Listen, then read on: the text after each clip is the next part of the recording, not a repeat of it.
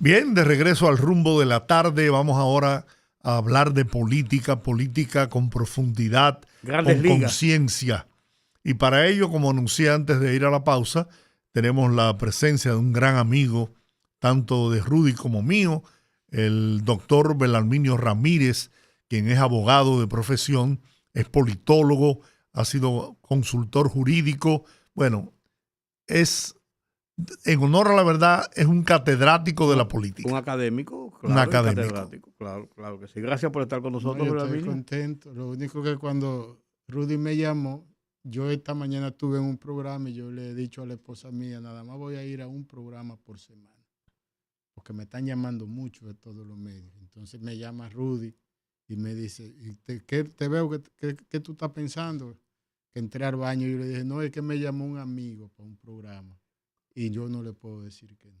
Pues son dos Y, amigos y, míos. y, y peor cuando en vez de uno eran dos Sí, amigos. sí, son dos amigos míos. Entonces tú me excusas porque ya mi palabra aquí tengo que, porque realmente para mí hacer un programa con ustedes dos es un privilegio Belarminio, inmenso. Belarminio, el proceso electoral del 2024 fue un proceso interesante porque lo que pasó en el 2020 fue tan sui generis por el problema de la pandemia, por el problema del agotamiento ya de tantos años de un mismo partido, de todo lo que pasó La cancelación de las elecciones no, e municipales. internamente el partido principal se dividió, Ujú. se fragmentó. O sea, fue sui generis dentro de lo que es la ruta horizontal en el devenir de la democracia electoral. Entonces el 24 podía sentar todo lo que es el perfil de qué ha pasado y hacia dónde vamos. ¿Qué pasó en el 2024? Lo primero es que no ha pasado nada anormal. Ok. Simplemente se cierra un ciclo de la historia y nace otro ciclo. Ok. Con el triunfo de Luis Abinader en el 20, se inicia un ciclo, porque el caudillismo ilustrado fue un ciclo que terminó con Balaguer, Bosch y Peña Gómez. Entonces hay un post-caudillismo ilustrado que viene con Danilo, con Leonel y con Hipólito. Ahora viene el ciclo post-Leonel, post-Danilo y post-Hipólito, aunque Leonel estuvo en la boleta por una pendejada de él, porque Leonel debió retirarse hace mucho de estar en contiendas electorales. Porque después que llega ya Abinader, los procesos históricos no tienen vuelta atrás. Y es tan así que en este ciclo que se inicia, lo que marca el ciclo es la abstención electoral, la indiferencia, la apatía, el desinterés. En nuestro libro más reciente, que se titula La democracia enferma, entre la antipolítica y la desafección, una obra que comenzamos a escribir cuando comenzó la pandemia, nosotros planteamos que la amenaza de la democracia es el desinterés y la apatía, sobre todo de la juventud. En estas elecciones que acaban de suceder, si votó el 10% de los nuevos votantes, mucho, y eso es grave.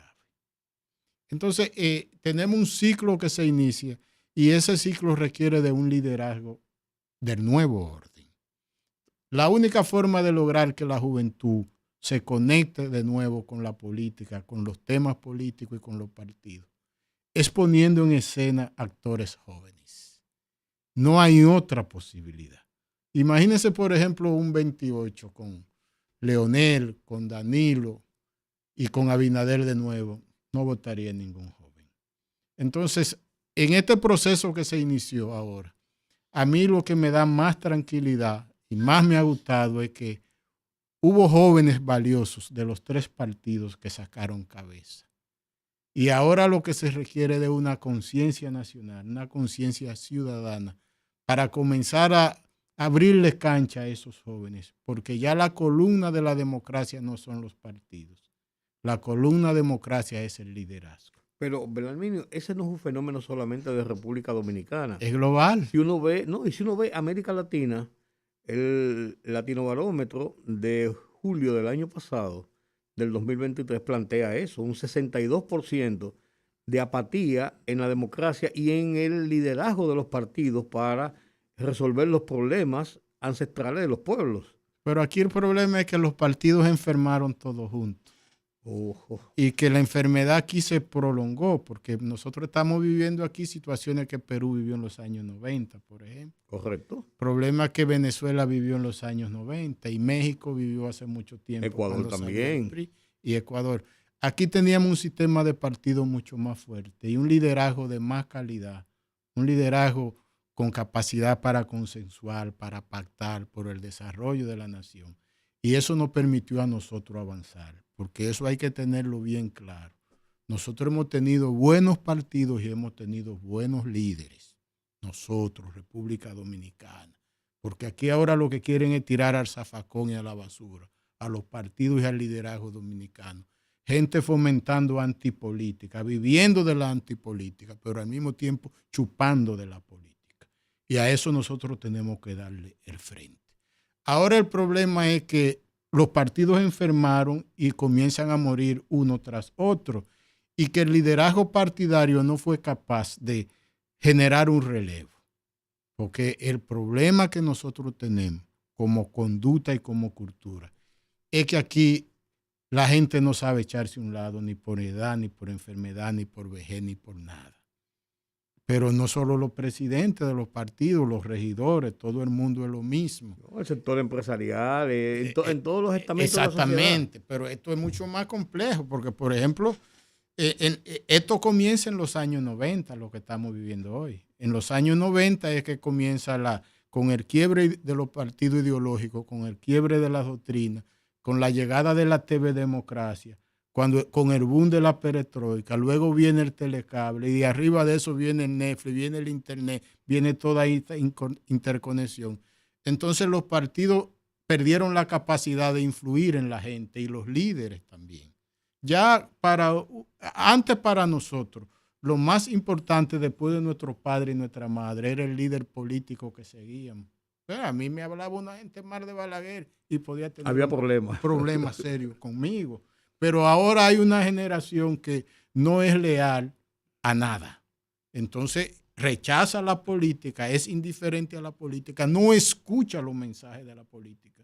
Y entonces eso replantea una reingeniería de la democracia, un rediseño de los partidos y que el liderazgo, viendo el problema, porque siempre se lo hemos dicho, en vez de curar el enfermo, ellos lo que hicieron fue apegarse al enfermo porque ellos se benefician de la enfermedad. Pues son los políticos también responsables de eso.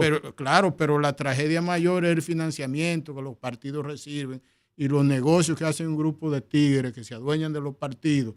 Mucha gente sin luces, gente sin capacidad, lambiendo detrás de los tigres, de los líderes y cerrándole el paso a la gente honorable que puede aportar al rediseño, a la renovación partidaria, porque para ellos es un negocio estar ahí. Entonces, secuestraron a los partidos políticos y destruyeron a los partidos políticos. Pues destruyeron al Partido Reformista, destruyeron al PRD, destruyeron al PLD. La Fuerza del Pueblo es Leonel, que eso no es un partido tampoco. Entonces, no tenemos partidos políticos y no nos podemos cruzar de brazos. ¿Y qué puede hacerse en una coyuntura de esa naturaleza? Porque de lo que tú hablas, estaríamos dejando la cancha abierta al unipartidismo, que sería una repetición de procesos funestos en América Latina. Ni siquiera el unipartidismo, porque es que el PRM no es un partido. El PRM es un grupo de intereses que confluyeron ante un cansancio que había con el PLD, ante una posición de los Estados Unidos con ese momento, cuando Mike Pompeo llama a Danilo y le dice que no pueden reformar la Constitución y la noticia circula. Al otro día todos los empresarios comenzaron a darle dinero a Luis Abinader, porque aquí desde que los gringos se ponen en contra tuya ni te saludan.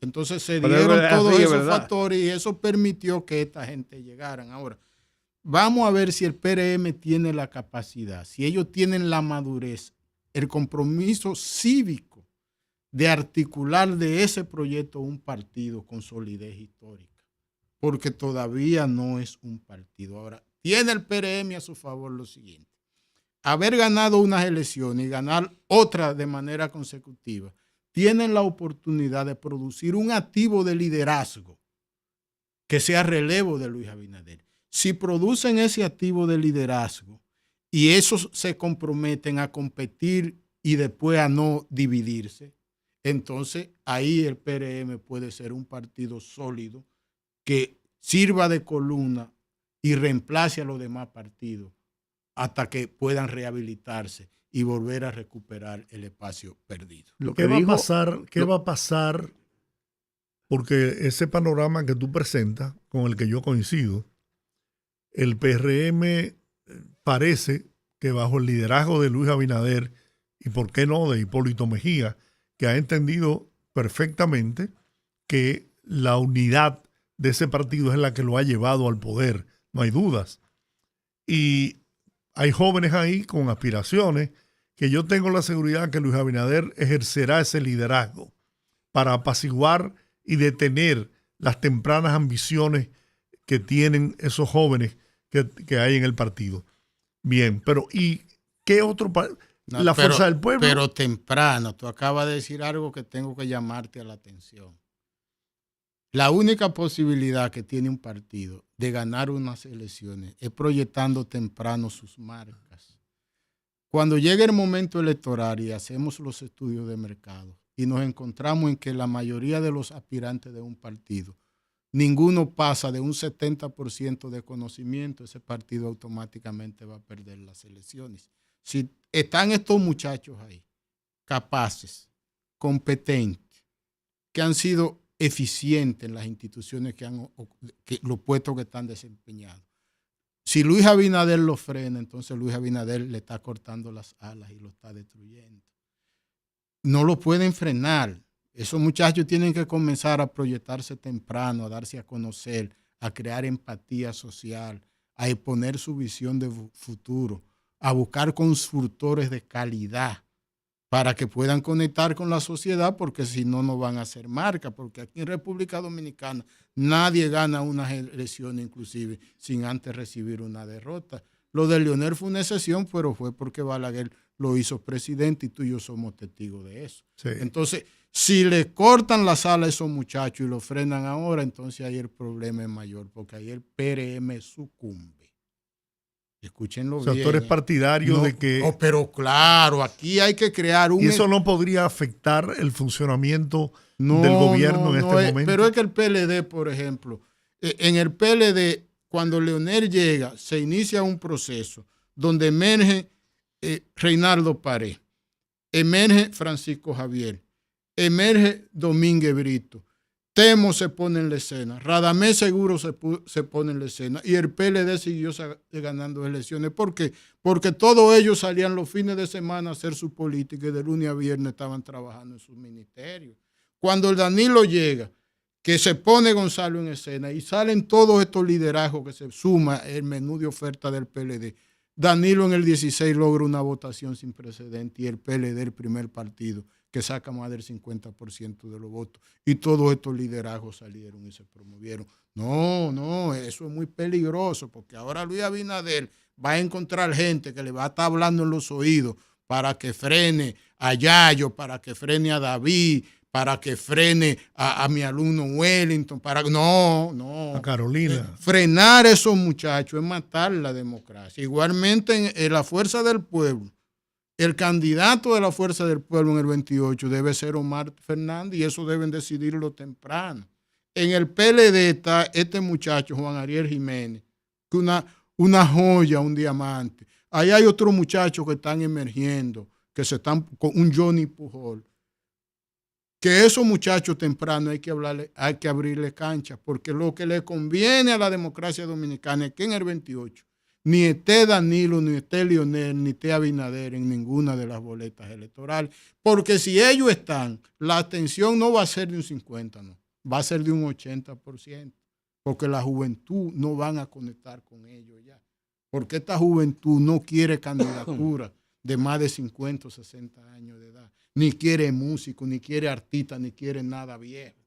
Entonces, si queremos cuidar la democracia, si queremos garantizar la continuidad del desarrollo nacional, tenemos nosotros desde ahora que identificar un activo de liderazgo joven en todos los partidos, a nivel nacional, o sea, en los municipios, en la provincia, para ir en el 28 con una boleta joven desde regidores hasta presidentes. ¿Qué va a pasar en el PLD? Bueno, en el PLD, el caso del PLD es interesante. Pues yo he estado reflexionando y el hecho de que yo haya estado ligado al PLD en 6 elecciones consecutivas, estudiando el PLD dentro de las entrañas del PLD, al PLD le pasó algo. Y es que el PLD se sobreestimó siempre. En una ocasión, cuando le preguntaron a Leonel en el 2001 de por qué perdió, él dijo: lo que no entendieron la derrota, no entendieron la victoria del 96, porque en el 96 ellos no ganaron. Fue una coyuntura histórica y Balaguer lo puso. Después salen en el 2000 casi reducido a un tercer lugar, casi empate con el Partido Reformista. Y en el 2002 el PLD sacó solo un senador. El PLD no se desbarató entre el 2000 y el 2004, porque vino la crisis Van Inter y entonces Leonel, sin salir de su casa, podía preparar el traje para tomar posición en el 2004, porque el país votó en contra de Hipólito Mejía. Entonces, esa suerte lo trae al poder y luego el PRD se encarga de trabajar desde la oposición para que el PLD siguiera ganando. Porque, por ejemplo, hay que ver cómo sale el PRD del poder en el 2004 y qué pasa en el 2010. En el 2010, el PRD pasó del número 2 al número 1. En el 10, 6 años después, con Vargas Maldonado. En el 2010. En el 8. No, en el 10. En el 10, en las municipales y congresionales. En el 2010 el PRD pasa del número 2 al número 1. En el nivel municipal sacó más votos que el PLD. En el 2010. Teniendo el PLD 6 años en el poder, con todos los poderes. Sacó más votos legislativos. Porque el PLD obtuvo todos los senadores, pero fue con los votos de los partidos aliados. Entonces, en las elecciones del 12, el número 1 era el PRD. Y en el 12 todo estaba para que el PRD llegara. Cuando veíamos las encuestas, un año antes de las elecciones, Hipólito le llevaba a Danilo entre un 18 y un 22 en todas las encuestas. Pero entonces Hipólito y Vargas Maldonado no se pudieron poner de acuerdo. Se dividieron y le permitieron al PLD ganar con Danilo y se perpetuó 8 años más. Pero entonces los PLDistas fueron perdiendo la humildad, creyéndoselo todopoderoso, lo que más sabían, el partido imbatible, y esa sobreestimación a nivel nacional fue generando una dirigencia que se forjó en el poder. Y ahí está el problema, porque cuando un partido gobierna por mucho tiempo, construye una dirigencia desde el poder, que desde que caen abajo todos se van. Porque hacer política desde el poder es muy bueno. O sea, es más cómodo. Una ventaja competitiva que tiene el PRM es que esa gente se forjó abajo. El que se forjó abajo es el verdadero dirigente y líder. Pero cuando tú gobiernas 16 años consecutivos, se metió a política mucha gente que no le gusta la política por los beneficios del poder. Por eso desde que el PLD perdió, estaban espantando la mula un mes después todos. Y ahí viene la deshidratación del PLD, porque estaba apoyado en una dirigencia de barro. Y esa declaración de Danilo de ahora, esa declaración de las últimas horas de Danilo, ¿tú la oíste bien? Sí, yo lo oí bien. ¿Te la pongo otra vez? No, ya yo lo oí. ¿Tú lo oíste bien? Él le habló, sí, le dijo, pero debiera decirle más, porque es que la traición, la ingratitud, o sea, ahí hay gente que son algo por lo que el PLD hizo por ellos. Pues hay que tener suerte en la vida, porque por ejemplo yo y yo nos estamos tratando desde la campaña de 1990. Ahí la mayoría de esa gente tú lo pones al lado mío y no me dan por un tobillo. ¿Y qué puesto he ocupado yo en este país? Y un grupo de pelagatos, senadores, diputados, alcaldes, ministros, pelagatos.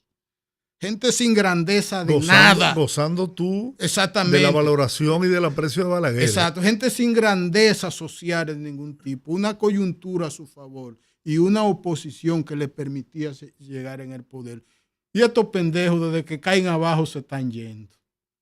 Oye, pero ahora cuando viendo esa vaina, cuando yo estaba ahí sentado, yo pensaba, me llegó a la mente las elecciones del 2000, Georgie. Esa campaña que nosotros manejamos, la última de Balaguer. Sí. Que yo escribí un libro titulado Joaquín Balaguer, la Escuela del Poder. Y Balaguer instruyó para que yo lo pusiera en circulación en todas las provincias de este país. A mí me preparaban unos escenarios, todo el partido. Pero al mismo tiempo me decían, después que tú hagas la actividad, Belarminio, tú vas a visitar a don fulano y don fulano, que eran la gente que Balaguer había hecho rico en los 22 años de gobierno. Después al otro día iba yo a visitar esas personalidades. El 99% de ellos ya me decía que Hipólito estuvo ahí y no aportaron ni un centavo a Balaguer. Eso que está recibiendo Danilo Medina hoy, esa experiencia yo la viví con Balaguer en el 2000 siendo yo un muchacho. Ahí yo vi la ingratitud, cómo los empresarios, cómo esta gente que se enganchan a políticos, se hacen todos ricos y se benefician y desde que pierden le dan la espalda. Con ese dolor es que Danilo está hablando. Pero que eso le pasó a Hipólito Mejía también. Y a este Luis Abinader le va a pasar peor de ahí cuando salga, cuando deje de ser presidente. Porque este se ha rodeado de hierba mala. El golpe será mayor. Belarminio, déjame hacer una... En el 2000, nosotros, el Partido Reformista, sin las malas artes que se pusieron en práctica de la compra masiva de cédula contra Balaguer, hubiéramos quedado en la segunda posición. Pero la diferencia fue de un 1 a un 2%. Y te lo digo con conocimiento de causa porque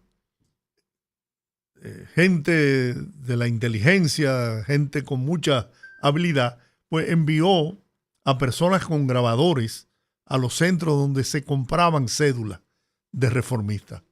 Y a Balaguer le llevaron esas grabaciones.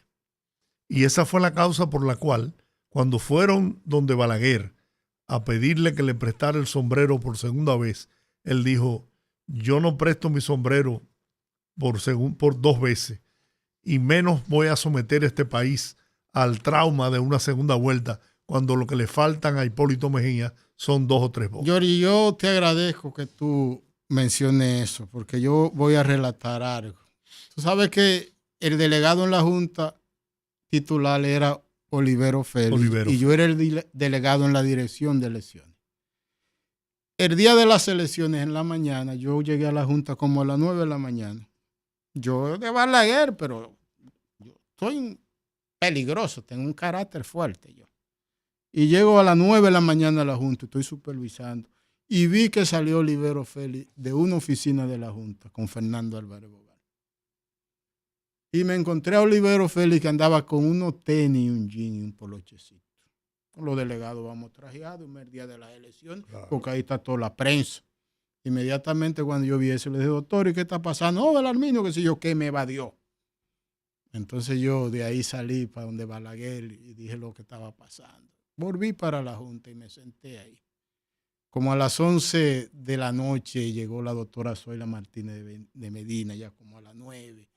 O llegó José Ramón González y me dijeron, mira, Belarminio, nosotros hemos venido a decirte que tú, lo que tú hagas, tú aquí eres Balaguer y tú eres el Partido Reformista. Tú no tienes que pedir permiso ni autorización a nadie. Tú estás solo. Y entonces tenía yo que estar ahí y bajando al centro de cómputo. Entonces llega la doctora Zoila Martínez y me dice, Belarminio, pero que van a proclamar a Hipólito. Ya había un grupo de Partido Reformista, de estos bandidos que se quedaron con el partido, que tenían un chanchullo, pero que nada más habían dado el cómputo del 9% de los votos y ya lo iban a proclamar ganador. Yo bajé donde le amenacé al tipo del centro de cómputo, así lo amenacé. Le dije, pero con el 9 como que hay un ganador.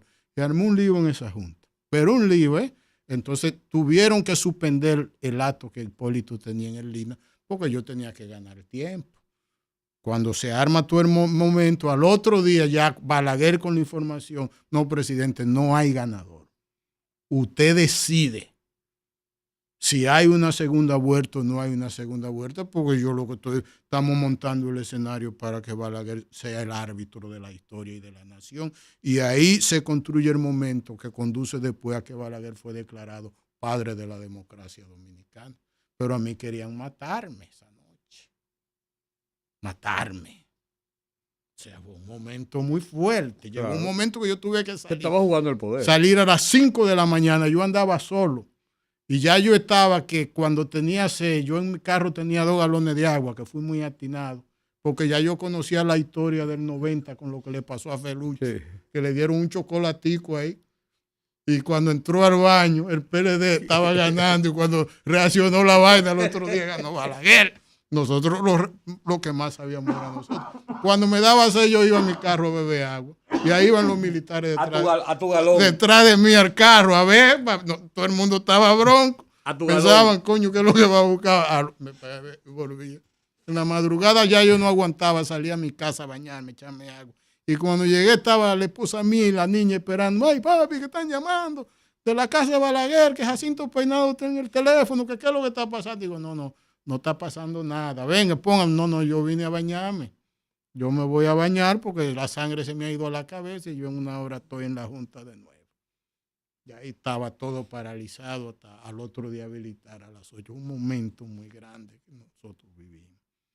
Y que la gente ahora no tiene idea porque cuando se hablaba de elecciones en el pasado, lo de ahora es una fiesta democrática, una civilidad. Juego de niños. Esto es un juego de niños, pero esa vez lo que se jugaba La Grandes Ligas. no era una cosa chiquita. En el 86 fue igual. Sí, pero esa campaña del 2000 que nosotros, ese meeting de cierre de Balaguer, tú eres el maestro de ceremonia. Sí. Tú sabes que Balaguer nada más pudo hablar como 32. En toda la campaña, todos los discursos de Balaguer los sumamos y dieron 34 minutos.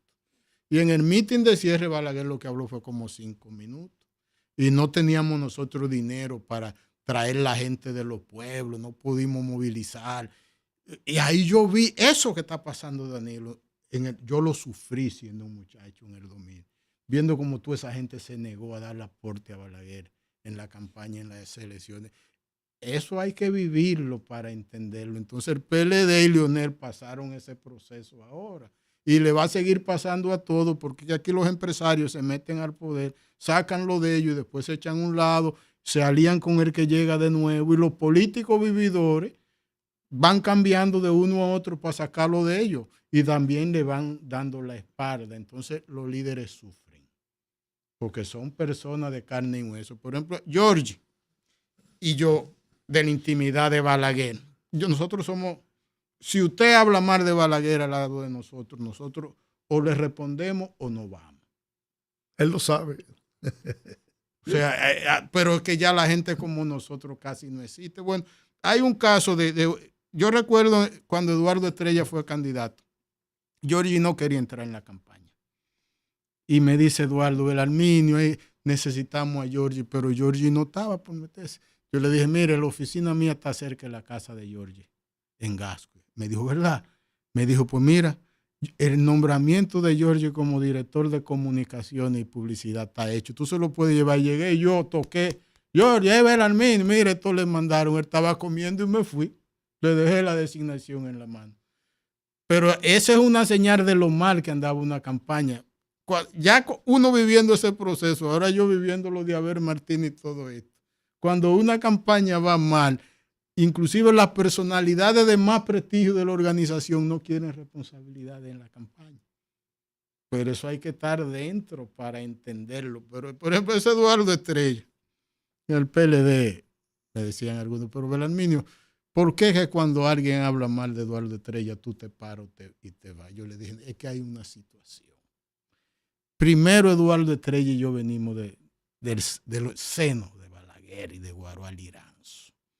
Segundo, yo era mano derecha de Eduardo Estrella, hasta el punto que yo todos los lunes viajaba a Santiago y tenía que estar los lunes a las 8 de la mañana en la casa de Eduardo Estrella, reunido con Eduardo Estrella, y de ahí salía a formar el liderazgo del Cibao y de todo el país.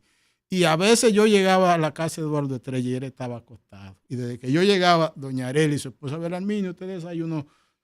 No ha desayunado. Belarminio, este hombre está durmiendo. Y yo le digo, bueno, que yo tengo que irme, pues yo voy para otro pueblo. Pues déjeme despertarlo. Me ponía una silla al lado. Venga, para que usted hable con él. Y era ahí metido con la almohada y la sábana. Belarminio, mi hijo, qué sé yo qué. ¿Y cómo carajo yo voy a ir en contra de una gente así?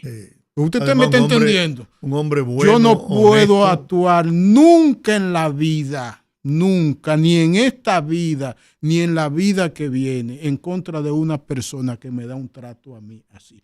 Pero aquí lo que hay es un tigueraje de los mismos asesores, los consultores, los políticos. Entonces los líderes le abren su hogar, la puerta de su casa, de su familia, todo esto busca vida y busca peso, y después le dan la espalda.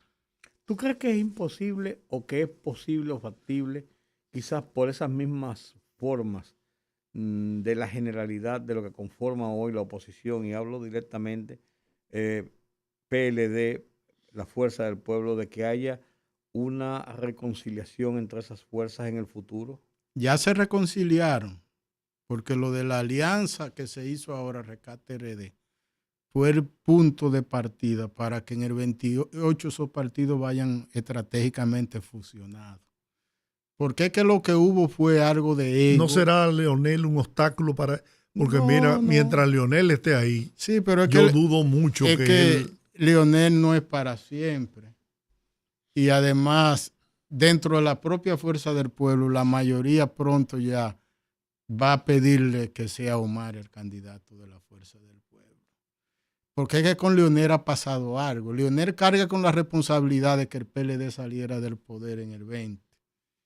Y Leonel no está pasando hambre ni tiene problemas económicos de ningún tipo. Pero hay cientos de miles de gente detrás de él que la está pasando mal. Y ya la gente no es tonta ni es pendeja. Porque también en esta campaña no se ha dicho, pues yo le voy a decir a usted, la oposición no tuvo interés de ganarle a Luis Abinader en esta campaña. No hubo oposición. No hubo oposición, nunca hubo oposición. Nunca, nunca. Desde que el gobierno arrancó, la oposición se preparó para que Abinader gobernara 8 años. Porque inclusive en el cierre de la campaña, esta gente ni el dinero de logística de cierre de campaña sacaron. Pero además, cuando el gobierno comienza deterioro de la salud, deterioro de la educación, colapsa el 911, la delincuencia se incrementa, se abandonan las obras en los pueblos, no hubo una sola huelga. Cuando analizamos desde 16 al 20, todos los noticiarios digan, hablen conmigo, que yo sé de eso, pues yo soy un investigador. Cuando yo veía los noticiarios en la noche, el noticiario de 45 minutos, por lo menos 30 minutos, era reseña noticiosa de huelga de todos los puntos de este país. Esta gente no lo hicieron no por falta de asesores, porque cerebro tenían en abundancia, tanto la Fuerza del Pueblo como el PLD.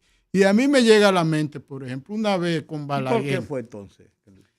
Cuando yo estaba escribiendo el libro Balaguer, la Escuela del Poder, me dijo Fon Bernal, mira, Belarminio, vamos, que el presidente quiere hablar contigo. Digo, está bien. Entonces aproveché y le hice una pregunta. Su Excelencia, yo quiero que usted me aclare algo sobre 1982, cuando usted llegó al país y se declaró en rebeldía en contra de su partido porque el reformista eligió a Álvarez Bogal y usted le pidió que renunciara, usted no declinaba y usted no hizo campaña. ¿Qué fue lo que pasó, Su Excelencia? Me dijo, lo que pasa es que yo me di cuenta que a esta gente había que dejarlo ganar para que se destruyeran en el poder. Dios mío, una sabiduría romana. Había que dejarlo ganar para que se destruyeran en el poder.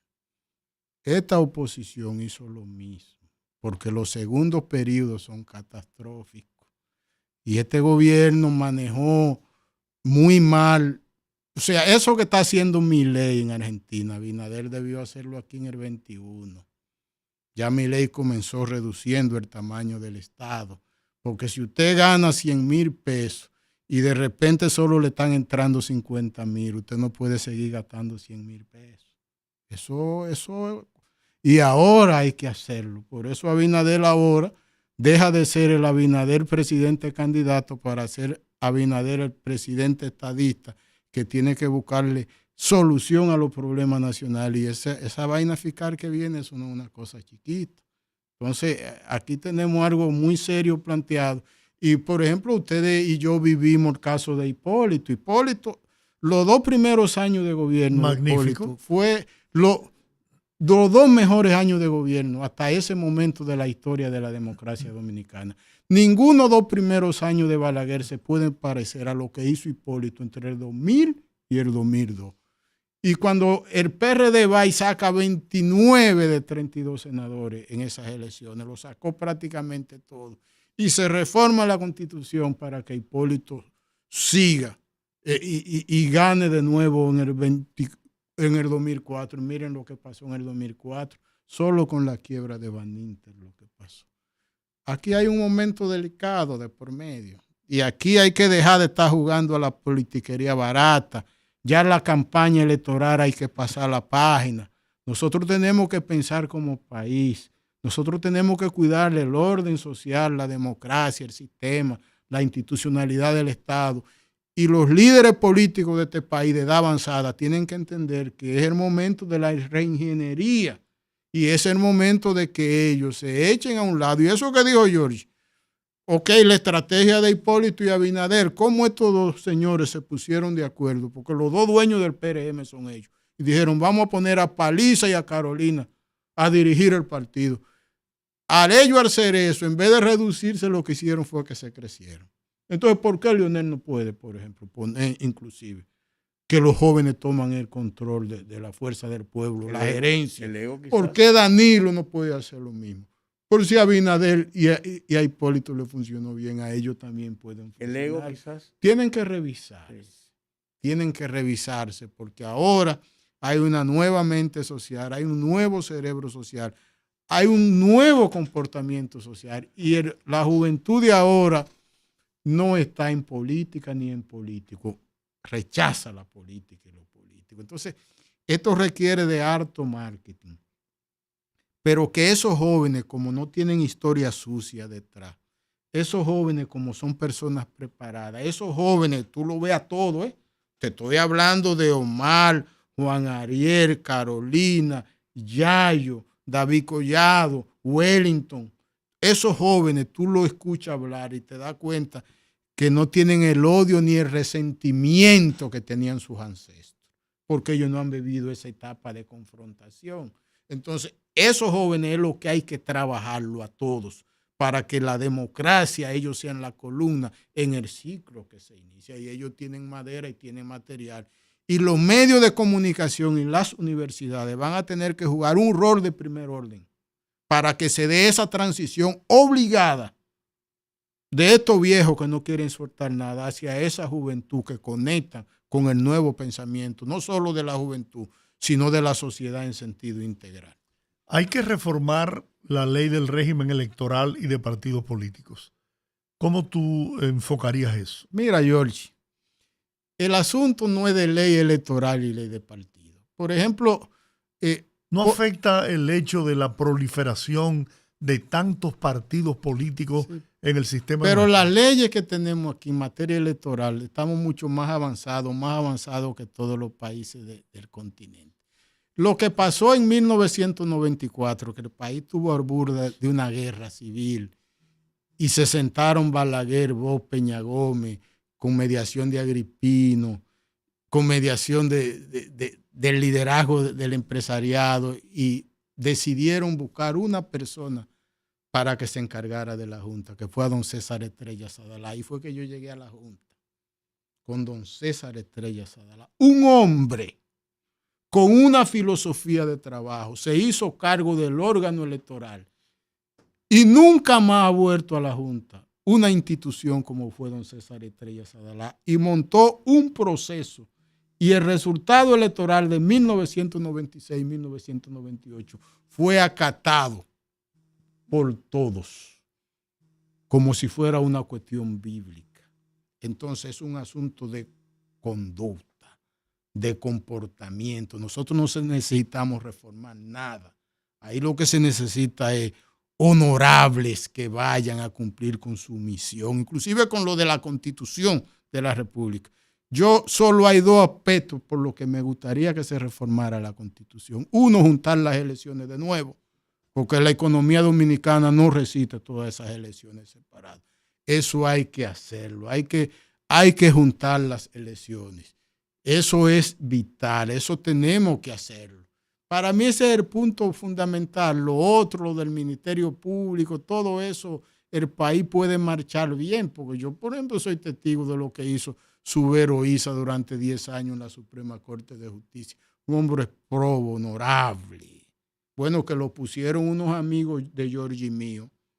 Lo recomendaron, tu historia, para presidente de la Suprema Corte de Justicia. Y yo andaba con uno de ellos en La Vega. Y lo llamó otro y le dijo, fulano, tú no sabes lo que me pasó hoy. ¿Qué te pasó?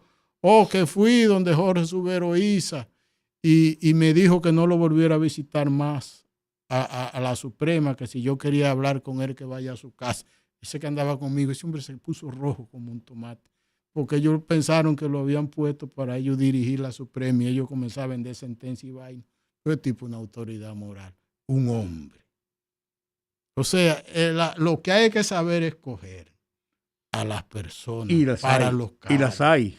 Hay en abundancia. Lo que pasa es que el mismo tigueraje en los partidos, cuando llegan los espacios, lo que comienzan a pensar en familia, en amigos, en novia, en querida, en vaina, en un grupo de charlatanes, porque en esa Suprema Corte de Justicia hay varias, y en las mismas altas cortes hay muchas personas buenas, pero hay personas que no califican para estar ahí. Pero ¿qué pasa? Que lo ponen porque una gente llega y de ahí sale ya con una pensión de por vida. ¿Sabes que una gente de 40 años de edad salir de ahí de que a cobrar 300, 400 mil pesos todos los meses de por vida? ¿Y qué estado es este?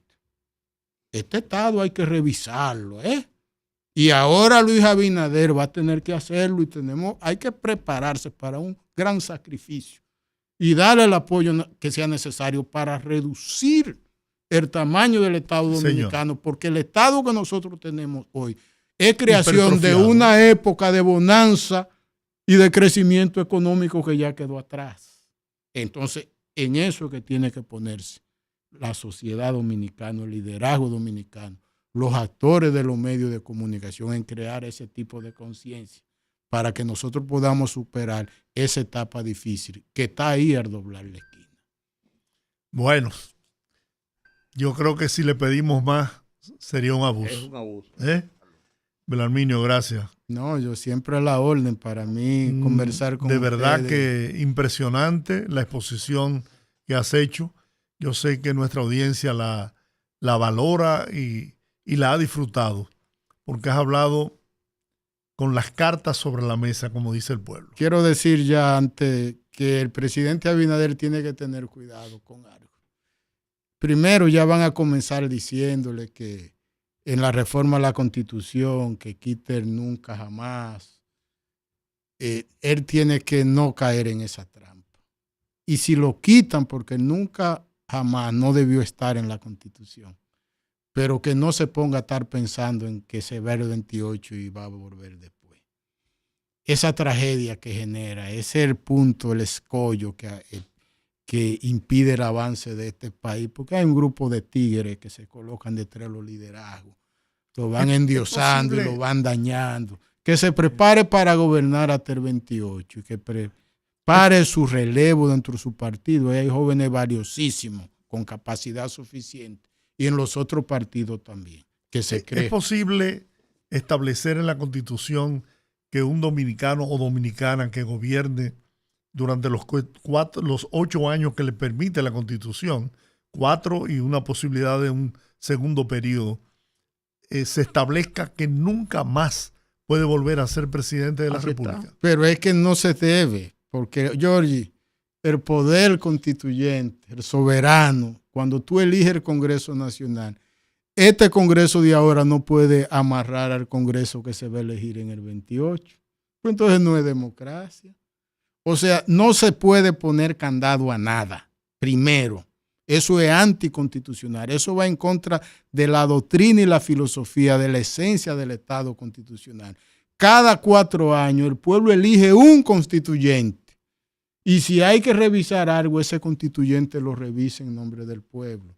Aquí lo que hay que apostar es a la prudencia de los líderes, de los hombres. Porque también yo te voy a decir una cosa. Y la figura del referéndum. Pero mira lo que el caso de Brasil.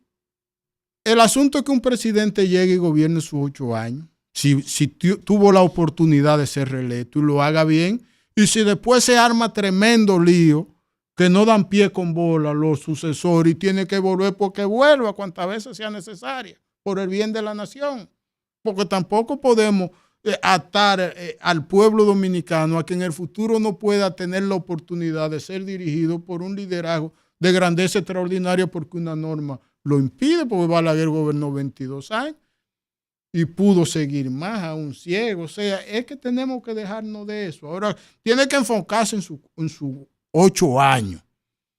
Pero mira, Y hacer lo que tenga que hacer y después la historia que decida. esa sería la única forma que pararía a ese liderazgo gastado, ese liderazgo manoseado que tenemos.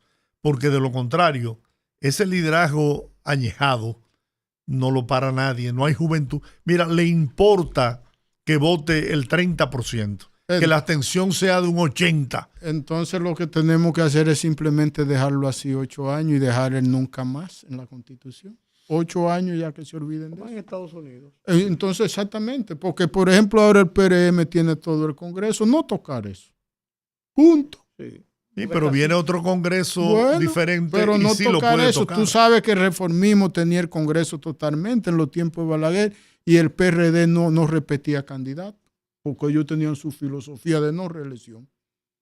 Ellos no repitieron candidato, a pesar de que había las elecciones continuas. Y que hubo quienes lo plantearon en lo interno. Exactamente, y ellos no, hasta que llegó Hipólito que lo hicieron en un momento dado, pero que también uno dice, bueno, pero si en vez de Hipólito en el 2004 la candidata es Milagro Ortiz, el PRD hubiese quedado mejor, porque cuando se le cae la casa encima a un presidente, los presidentes lo que cargan con todo. Entonces, arriba de eso, claro, él tiene el problema y es el candidato. Por eso hay que tener cuidado con estos muchachos que vienen ahora. Esos muchachos tienen que dejarlos que corran por el bien de la democracia dominicana, sin presión.